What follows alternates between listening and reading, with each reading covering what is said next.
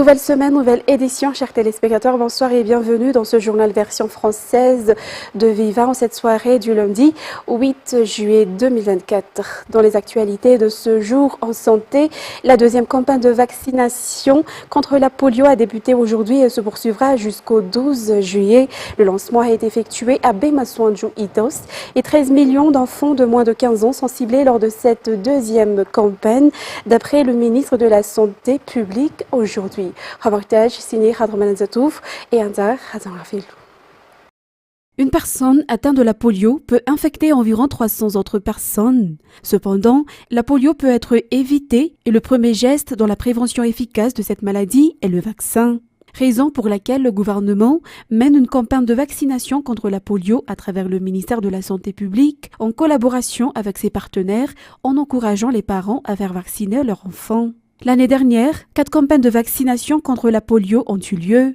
Les normes internationales exigent des campagnes de vaccination répétitives pour augmenter l'immunité. Et pour cette année, la première édition s'est déroulée du 14 au 17 mai et la deuxième édition a officiellement débuté ce jour à Bemaswanju et se terminera le vendredi 12 juillet. Plus de 13 millions d'enfants de moins de 15 ans à Madagascar sont ciblés pour être vaccinés lors de cette deuxième édition. Les partenaires félicitent le gouvernement pour cet effort, qui est un effort commun dans le monde pour éradiquer la polio. Votre engagement personnel et celui du gouvernement et des plus hautes autorités, en l'occurrence de son Excellence Monsieur le Président de la République et de Madame la Première Dame, marraine de la vaccination, ont déjà permis d'obtenir d'excellents résultats. En effet, au premier tour de la campagne en mois de mai, plus de 13,2 millions d'enfants de moins de 15 ans ont été vaccinés, soit une couverture globale de 103%, à l'instar des excellents rounds que nous avions eus aussi précédemment. Le deuxième passage couvrira la période du 9 au 2 juillet et, en plus de la distribution de masse des médicaments, va permettre l'intégration de la supplémentation en vitamine A pour tous les enfants âgés de 6 à 59 mois, ce qui va fortement renforcer leur immunité. Et ceci d'ailleurs vient conforter aussi l'engagement du ministère et de ses partenaires à améliorer la santé des populations malagasy et en particulier des enfants. À cet effet, au nom de tous les partenaires de l'IMEP, je veux réitérer nos sincères félicitations à tous ceux et toutes celles qui ont contribué à l'atteinte de ces résultats sous votre leadership. Parallèlement à cet événement aura lieu également la distribution de vitamine A pour les enfants de 6 mois à 59 mois, ainsi que la distribution de médicaments contre le paludisme dans certaines régions de Madagascar. Et le bateau transportant le fioul lourd qui alimente les centrales thermiques presque dans tout Madagascar est toujours en mer, indique la Jirama. Ainsi, pour le cas du réseau interconnecté d'Antananarivo, le délestage tournant va se poursuivre. Anna Martina nous en dit plus dans ce reportage. Le réseau interconnecté d'Antananarivo a subi des délestages tournants depuis le 2 juillet dernier et d'après les informations de la Jirama, le délestage va encore se poursuivre. En effet, le bateau transportant le fioul lourd, crucial pour l'alimentation des centres thermiques dans tout Madagascar, est toujours en mer et la Jirama est contrainte de continuer à économiser le stock de carburant à sa disposition afin d'éviter une coupure généralisée d'électricité, explique-t-elle. Les coupures de courant durant 2 heures, entre 13h à 17h et ou de 22h à 4h du matin. Les localités concernées par ce délestage tournant en seront informées à l'avance selon les informations. En éducation, 2 semaines avant les épreuves du baccalauréat, les élèves se disent être déjà prêts. Les enseignants donnent les derniers conseils en cette dernière ligne droite. La plupart des établissements ont déjà terminé les programmes et les élèves sont actuellement en pleine révision, d'après ce reportage de Fajissel Mireille et Yves Janel. Les élèves de la terminale dans toute la grande île passeront l'examen officiel du baccalauréat du 22 juillet au 26 juillet. Pour cette école que nous avons visitée aujourd'hui, les programmes sont presque terminés et les élèves sont actuellement en pleine révision. En général, les élèves sont déjà prêts pour cet examen officiel, d'après leurs témoignages. De leur côté, les enseignants se concentrent sur les dernières consignes à leur donner. Un examen blanc a déjà été effectué pour évaluer le niveau des élèves et pour les habituer à passer un examen officiel, selon la directrice de cet établissement. Il est à rappeler que les épreuves débuteront le 22 juillet pour le baccalauréat général et technique. Si le baccalauréat général s'achève le 26 juillet, le baccalauréat technique se prolongera du 29 juillet au 1er août. Page politique pour continuer suite à la vacance du siège du sénateur Donatong Manassou qui vient d'être élu député de Madagascar dans le district de Manour. Emiline Ramaroussou, seconde de la liste Isikare Chamerakamni Anjradzuel, est proclamée par la HCC nouvelle sénatrice de Madagascar de la province de Touamasn. Ramaroussou Emiline est une ancienne députée élue dans le district d'Amparafaravoul et également ex-sénatrice de Madagascar. Ensuite, le député nouvellement élu dans le district d'Ambatfinadjan, Richard Razafinjabar, a rencontré la population locale samedi et des travaux qui répondent aux aspirations de ces dernières ont déjà débuté à l'issue de cette première rencontre. L'argent alloué au développement du district à travers la CIAD d'un montant de 250 millions d'ariars par an sera utilisé en toute transparence, a indiqué ce député.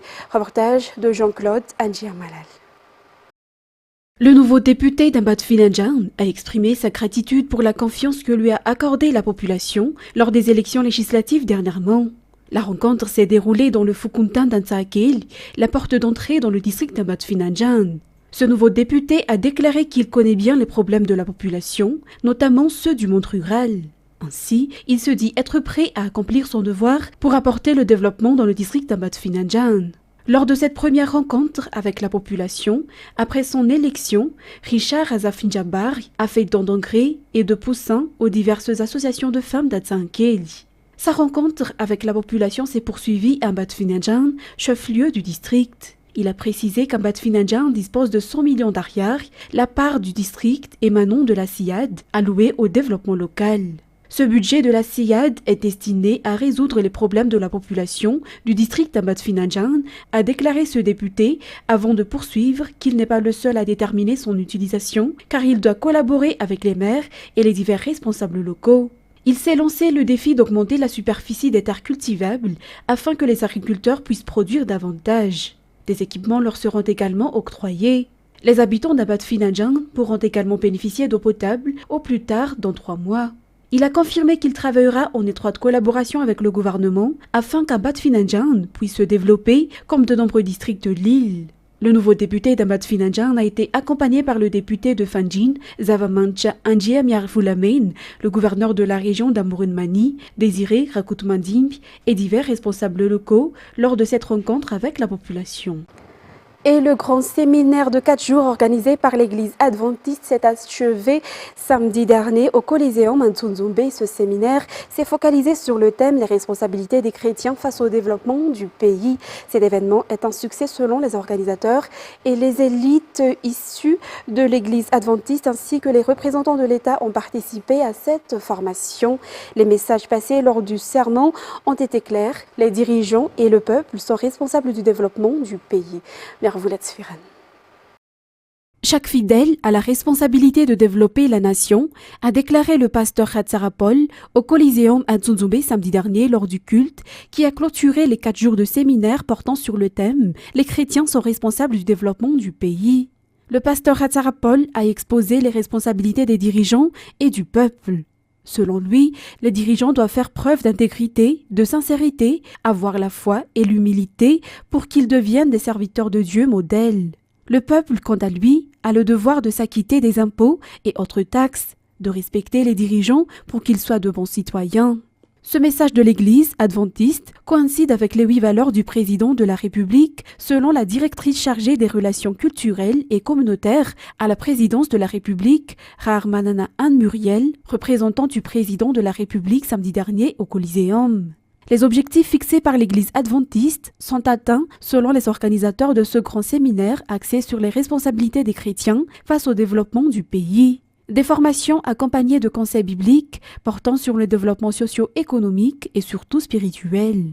D'ailleurs, l'Église adventiste contribue activement dans plusieurs domaines comme la santé, l'éducation et l'agriculture à travers diverses institutions adventistes. Dans un tout autre sujet, l'État malgache collaborera étroitement avec le gouvernement populaire de Chine pour la production de riz hybride à Madagascar, une collaboration axée sur le plan technique afin de garantir l'autosuffisance alimentaire dans le pays.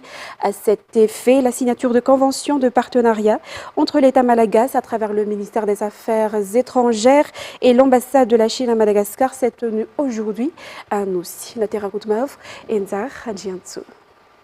Le gouvernement malgache ambitionne de rendre Madagascar indépendante sur le plan alimentaire. Le gouvernement s'ouvre à toute collaboration pour atteindre cet objectif, raison pour laquelle le gouvernement collabore avec des pays qui sont déjà totalement autosuffisants en termes de nourriture. De ce fait, l'État malgache travaille avec le gouvernement chinois pour promouvoir la culture du riz hybride.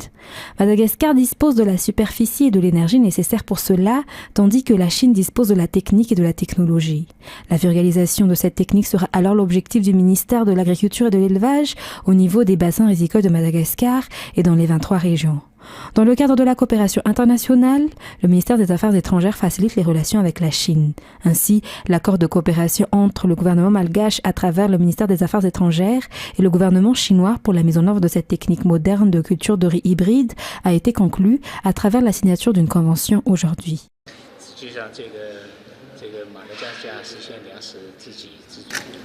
En fait, la construction de souveraineté alimentaire de Madagascar correspond très bien avec la Chine dans la volonté de garantir la production alimentaire internationale. Et la partie chinoise, on est toujours prêt à construire ensemble la communauté de destin partagé avec le pays Madagascar.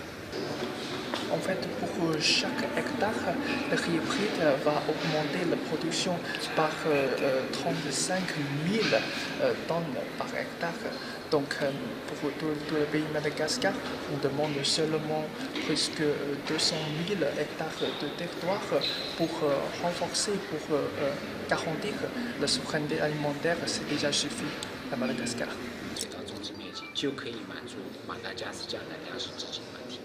D'un autre côté, l'État, à travers le ministère de l'Agriculture et de l'Élevage, travaille avec le secteur privé pour la vulgarisation et la promotion de la culture du riz hybride à Madagascar. En ce qui concerne les actualités météorologiques, une température minimale de 1 degré Celsius est observée aujourd'hui et demain dans la région Vaknakarach selon les prévisions du service météorologique. En effet, les températures minimales vont baisser sur toute l'île dans les prochains jours en raison de la persistance du flux de mousson. Météo Madagascar prévoit des pluies abondantes dans la partie sud-est et est de l'île mercredi prochain. Ainsi, le temps restera nuageux tôt le matin et le soleil dominera l'après-midi selon les informations du service des prévisions météorologiques. Passons à présent aux actualités internationales. Destination France à la surprise générale. L'alliance de partis de gauche est sortie en tête des élections législatives devant le camp présidentiel d'Emmanuel Macron et le Rassemblement national. Aucun des blocs n'obtenant la majorité absolue. France 24. Le nouveau Front populaire décroche le plus grand nombre de sièges avec 178 députés. À Paris, certains peinent encore à réaliser. Je m'attendais à une défaite déjà. Et le fait que les LFI soient passés, c'est un très bon résultat. Et on est tous contents. Agréablement surpris. Après, je ne m'attendais pas à que le Rassemblement national ait la majorité. À Nice, c'est en revanche la douche froide et l'amertume qui dominent parmi les supporters d'Éric Ciotti. Avec ses alliés, le parti de Jordan Bardella remporte 143 sièges, un score bien en deçà des espoirs des électeurs de l'Alliance Rassemblement national Les Républicains. Certains dénoncent une élection volée. On part des résultats qui étaient positifs à complètement l'inverse. Il y a quelque chose qui ne va pas quand même. Toute cette magouille qu'il y a eu, anti-droite, ultra-droite. Sans majorité absolue, la gauche arrivera-t-elle à gouverner? Le parti présidentiel acceptera-t-il de faire alliance avec la France insoumise? L'hypothèse d'un pays à l'arrêt inquiète. La France sera ingouvernable, donc j'ai un peu mal à ma France, je suis inquiet pour la France. Ou un peu peur de ce qui va se passer sur la prochaine année parce que je ne sais pas trop comment ils vont pouvoir arriver à se décider entre eux. Tous attendent désormais la position d'Emmanuel Macron. C'est lui qui nommera le Premier ministre, qui sera alors chargé de former un gouvernement. Et à bord d'un navire hôpital ancré à quelques kilomètres de la bande de Gaza, dans le port égyptien d'Al-Arish, le personnel médical soigne les blessures physiques mais également psychologiques des patients victimes de la guerre. France 24.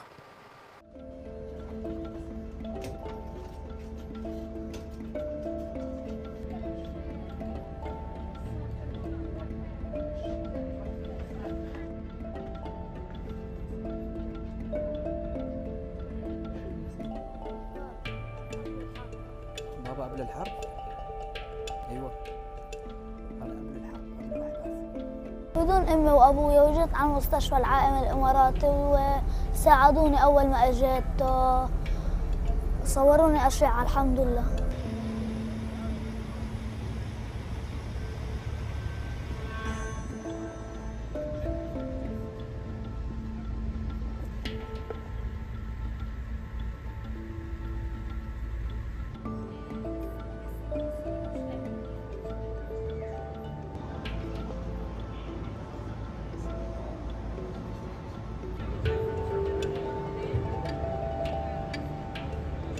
دخلنا ايضا في عمليه تاهيل نفسي واجتماعي كذلك مع يزن، عمليه تواصل يومي مع اسرته، وكذلك نحن كستاف اماراتي متعاونين معه، والان داخلين في مراحل العلاج المتعلقه بتركيب طرف صناعي ملائم لجسد يزن. العلاقه التقليديه ما بين الطبيب والمريض اصبحت كنا اسره واحده وعائله، يعني يوميا نشوف بعض، نتكلم بعض باريحيه، احتياجاتهم، مشاكلهم، اوجاعهم النفسيه، نتكلم مع بعض حقيقه.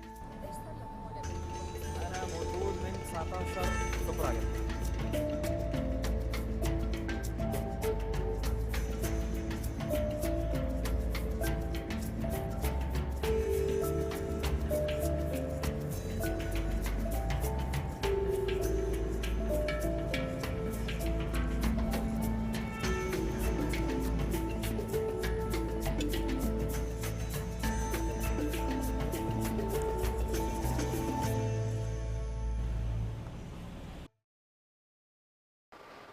La ville de Nice, sur la Côte d'Azur, attire plus de 5 millions de touristes par an, mais cet été, ce sera plus qu'une simple destination de vacances. En effet, Nice fait partie des villes hôtes des Jeux Olympiques. 6 rencontres de football, dont un match des Bleus, sont prévues. Reportage sur les images de France 24. Est-ce que tu reconnais cette promenade en bord de mer, cette vieille ville colorée ou encore cette fameuse place? Nous sommes à Nice sur la Côte d'Azur, ville qui attire plus de 5 millions de touristes par an. Mais cet été, Nice sera plus qu'une simple destination de vacances. Nice se prépare pour les Jeux Olympiques. Ce stade ultra moderne, on le retrouve d'ordinaire l'OGC Nice, l'un des plus vieux clubs de France, accueillera 6 rencontres de football. 3 matchs féminins et 3 matchs masculins, dont un match des Bleus. On sent avec les sportifs et puis on sent même avec l'enthousiasme qu'il y a ici que les jeux ça commence à devenir concret et qu'on commence à en voir le bon côté, c'est-à-dire le partage, la communion, le fait d'être ensemble. C'est une ville très sportive, Nice déjà, donc j'espère que ça va donner envie de faire plus, de donner des moyens d'accueillir les nombreux jeunes et moins jeunes d'ailleurs qui vont avoir envie de faire du sport en regardant les Jeux Olympiques et Paralympiques cet été. Il faut qu'on soit à la hauteur pour essayer de les accueillir du mieux possible. Ici, on aime le sport et avec ce cadre idéal entre la mer Méditerranée et les Alpes, les Niçois ne manquent pas de choix et l'une de leurs activités favorites, c'est le cyclisme. On découvre un peu la RPI, passer un bon petit moment, on va s'arrêter souvent prendre un petit café et puis des fois il y a des petites phases aussi d'entraînement pour préparer des fois des courses le dimanche. La culture du vélo est développée à Nice, on a le Paris-Nice qui arrive chaque année. À chaque fois qu'il y a eu de grands événements, juste après le nombre de licenciés augmente, donc oui ça a un impact. Le chiffrer, ça me paraît difficile. Mais les JO ne seront pas le seul grand événement à Nice cet été puisque le Tour de France se terminera ici pour la toute première fois, ce sera le 21 juillet. Une raison de plus s'il en fallait pour ne pas passer à côté de cette ville. Mesdames et messieurs, voilà que prend fin cette édition. Nous vous remercions de l'avoir suivi jusqu'à son terme et je vous donne rendez-vous demain pour de nouvelles actualités. Excellente soirée en notre compagnie. Au revoir à tous.